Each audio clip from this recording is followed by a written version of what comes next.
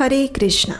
आप सबका स्वागत है भगवान श्री कृष्ण और उद्धव जी के इस दिव्य संवाद की श्रृंखला में। हम श्रवण कर रहे हैं श्रीमद् भागवतम के 11वें स्कंद से इस दिव्य वार्तालाप का। इस श्रृंखला में लगभग सभी कथाओं में आपने भौतिक प्रकृति के तीनों गुणों के विषय में अवश्य सुना होगा। इतना तो स्पष्ट है कि सतोगुण, रजोगुण और तमोगुण का ज्ञान होना हमारे लिए अत्यंत आवश्यक है, क्योंकि भगवान श्री कृष्ण ने इन तीनों गुणों का विस्तार पूर्वक विश्लेषण कुरुक्षेत्र की युद्ध भूमि में अर्जुन के समक्ष किया था और अब वह पुनः उसी ज्ञान को उद्धव जी के लिए भी दोहरा रहे हैं। तो आज के इस वीडियो में हम प्रकृति के इन 3 गुणों के विषय में जानेंगे। इसके साथ साथ हम ये भी जानेंगे कि किस प्रकार इस भौतिक जगत का निर्माण होता है। तो चलिए आरंभ करते हैं। परम सत्य 2 रूपों में स्वयं को प्रकट करता है, भौतिक संसार यानी प्रकृति और चेतन जीव यानी पुरुष। जब भगवान श्री कृष्ण भौतिक प्रकृति पर दृष्टिपात करते हैं तो ये 3 गुण प्रकट होते हैं। इन 3 गुणों में विकार होने से मिथ्या अहंकार जन्म लेता है। सतोगुण में मिथ्या अहंकार से मन तथा 11 देवगण उत्पन्न होते हैं। मिथ्या अहंकार जब रजोगुण में आता है तो इंद्रियों को जन्म देता है और तमोगुण में यही मिथ्या अहंकार शारीरिक संवेदना उत्पन्न करता है।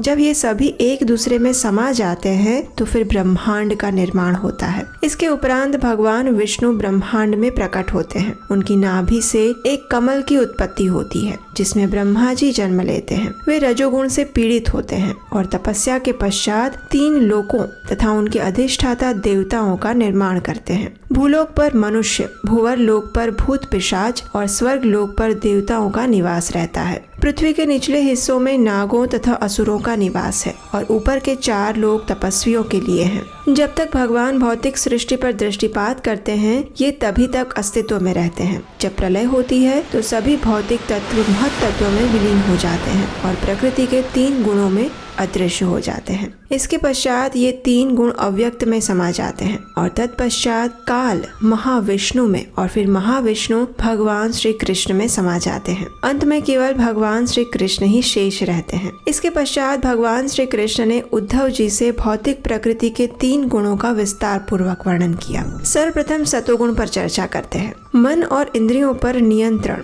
सहनशीलता, सत्य, कर्तव्य निष्ठा, विवेक, दया, उदारता, इंद्रिय भोग से विरक्ति, गुरु में श्रद्धा, अनुचित कार्यों के प्रति उदासीनता, सरलता, नम्रता, आत्म संतुष्टि, ये सभी सतोगुण के लक्षण हैं। व्यक्ति यदि आत्म नियंत्रण के गुण प्रदर्शित करता है तो वह सतोगुणी माना जाता है। ऐसा व्यक्ति बिना किसी निजी लाभ की इच्छा या अपेक्षा से भगवान का भजन करता है। वह स्वयं में प्रसन्न रहता है और आदर्श गुणों की एक खान के समान होता है। वह अपने उच्च आध्यात्मिक स्वभाव के प्रति जागरूक रहता है। आध्यात्मिक जीवन में उसकी गहरी श्रद्धा होती है। वन में निवास करना सतोगुणी माना जाता है। अब आती है रजोगुण की बारी। तो इसके लक्षण हैं भौतिक इच्छाएं, अत्यधिक प्रयास, लाभ होने पर भी असंतोष, मिथ्या गर्व, इंद्रिय भोग, कलह के लिए तत्परता, प्रशंसा और सम्मान से आसक्ति, दूसरों का उपहास करने की प्रवृत्ति, स्वयं की प्रशंसा करना और आत्मश्रेष्ठता का भाव। व्यक्ति यदि काम वासना से पीड़ित रहता है तो वह भी रजोगुणी माना जाता है। ऐसा व्यक्ति सांसारिक लाभ की आशा रखते हुए भगवान की पूजा करता है। वो सदा संपत्ति और प्रतिष्ठा के लिए संघर्ष करता है। वो स्वयं को ही केंद्रीय बिंदु मानता है और सांसारिक कार्यों में उसकी गहरी श्रद्धा होती है। शहर में निवास करना रजोगुणी माना जाता है।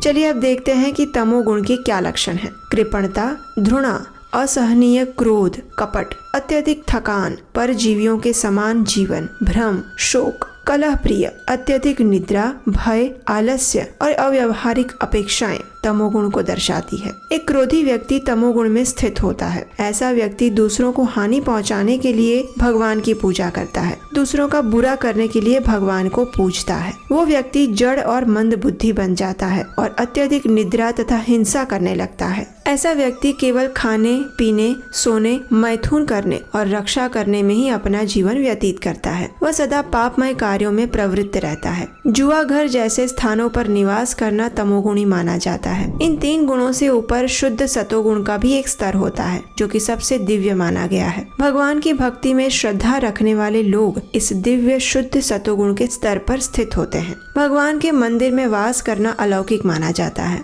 इस विवरण के आधार पर हम ये सरलता से पहचान सकते हैं कि कोई भी व्यक्ति इन तीनों में से किस गुण में स्थित है। सर्वप्रथम तो मनुष्य को ये प्रयास करना चाहिए कि वह सतोगुणी कार्य तथा वस्तुओं के प्रभाव से रजोगुण और तमोगुण पर विजय प्राप्त कर ले। इसके उपरांत शुद्ध भक्ति में रहकर वह सतोगुण पर भी विजय प्राप्त कर सकता है और शुद्ध सतोगुण में स्थित हो सकता है। भगवान की भक्ति में संलग्न रहकर मनुष्य इन 3 गुणों के दूषण से सदा सर्वदा के लिए मुक्त हो सकता है। इस संपूर्ण ज्ञान को सांख्य योग भी कहते हैं। ये सांख्य दर्शन बड़ी ही बारीकी से जड़ तथा चेतन पदार्थ के बीच में भेद करता है। इसका अध्ययन करने से व्यक्ति इंद्रिय भोगों का त्याग करके भगवान श्री कृष्ण पर अपना मन केंद्रित कर सकता है। सांख्य योग साधक के मन से शारीरिक चेतना के मोह को वैसे ही नष्ट कर देता है जैसे सूर्य अंधकार को मिटा देता है। सांख्य योग के फल स्वरूप जीव भौतिक जगत से अपनी मिथ्या पहचान को त्याग सकता है। तो हम आशा करते हैं कि इस विश्लेषण के माध्यम से हम स्वयं को सतोगुण के स्तर तक ऊपर उठाने का प्रयास करेंगे। किसी जीव के मन में ये तीनों गुण सदैव ही वास करते हैं, परंतु एक समय में एक ही गुण बाकी 2 गुणों पर हावी रहता है। प्रत्येक व्यक्ति के अंदर इन तीनों गुणों की मात्रा भिन्न भिन्न हो सकती है। किसी में सतोगुण अधिक है तो किसी में रजोगुण और तमोगुण की मात्रा ज्यादा दिखाई देती है। समय, स्थान और परिस्थिति के अनुसार भी ये तीनों गुण अपने रंग बदलते हैं। यानी किसी परिस्थिति में सतोगुण हावी हो जाता है तो किसी स्थिति में रजोगुण और तमोगुण प्रधानता पर आ जाता है। जो व्यक्ति भगवान श्री कृष्ण की भक्ति करना चाहता है और अपने जीवन के अंतिम लक्ष्य को प्राप्त करना चाहता है, जो कि भगवत धाम की प्राप्ति है, उस व्यक्ति को प्रयास करना चाहिए कि वह अपने आप को स्वयं धीरे धीरे करके सतोगुण के स्तर पर स्थित करे। और इसलिए हमें अपने जीवन शैली को इस प्रकार ढालना चाहिए कि हम अधिक से अधिक समय सतोगुण में स्थित रह सकें। सतोगुण में स्थित रहने के लिए हमें ऐसे लोगों का संग करना चाहिए जो स्वयं सतोगुण में रहते हैं। इसके लिए हमें अधिक से अधिक मात्रा में हरे कृष्ण महामंत्र का जप करना चाहिए। भगवान को अर्पित किया गया भोजन प्रसाद ही लेना चाहिए और भगवान श्री कृष्ण के विषय में अधिक से अधिक हरि कथा का श्रवण करना चाहिए और हमारे वैदिक ग्रंथों का